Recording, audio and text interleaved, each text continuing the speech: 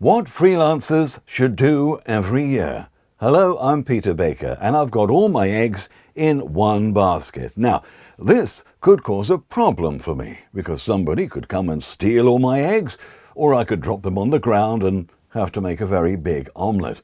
But I'm not here to give you egg recipes, but to talk about freelance work. For half of my working life, I've worked for various organizations, BBC, ITV, various radio stations.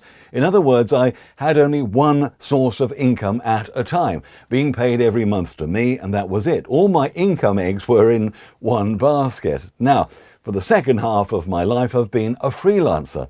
Hundreds of completely different people hire me when they need me. My eggs are in hundreds of different baskets scattered around the world.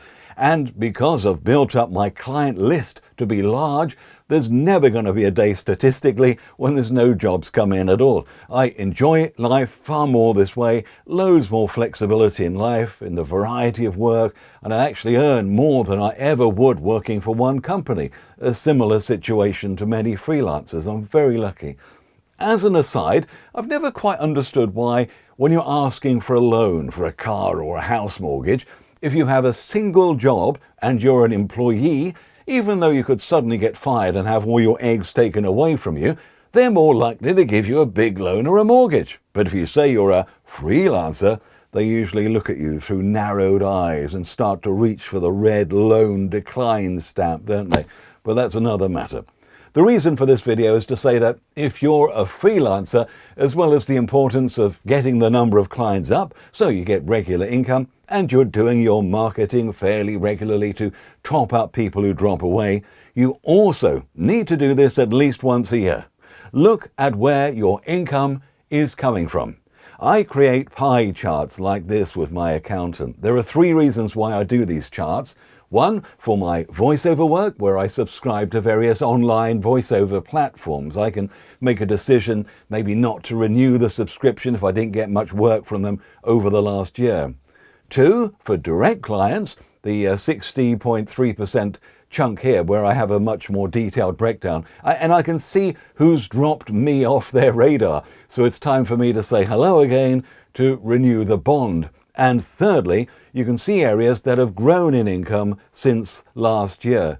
Now, this chart is actually my income split from 4 years ago, and I was really interested then to see that although the lion's share of work was still coming from direct clients, in other words, hundreds of individual or separate companies who would contact me directly to do voiceover work or video dubbing or editing or the other services I offer, more and more was coming from various online platforms where I was featured, including one big one that seemed to be accelerating a lot, and that was Fiverr.com. That's the 9.9% in that chart. So I decided to put a few more eggs into Fiverr's basket, spent time improving my Fiverr profile, adding specialist gigs, improved my efficiency, delivering jobs, and I got promoted, not just to top seller, but to Fiverr Pro status. Oh!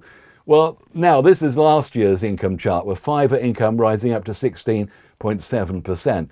I learnt to optimize my gigs further using a variety of techniques, and I noticed over time my income from Fiverr was getting boosted quite dramatically, as well as my overall annual freelance income. Now, this is the percentage income split from this year, Fiverr up to 25.7%.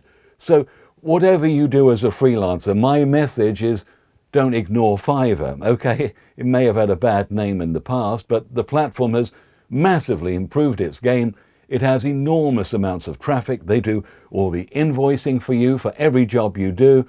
The great thing is you can offer services that are absolutely nothing to do with your current skills level, and you can be anonymous. Learn a new skill, put a gig on there, earn more money. And a lot of my Fiverr things have got to do nothing with voiceover or media.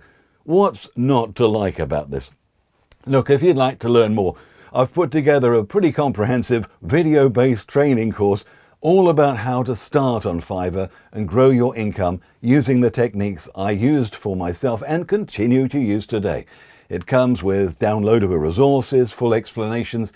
I'm sure you'll find it very informative. There's everything you need in my training course.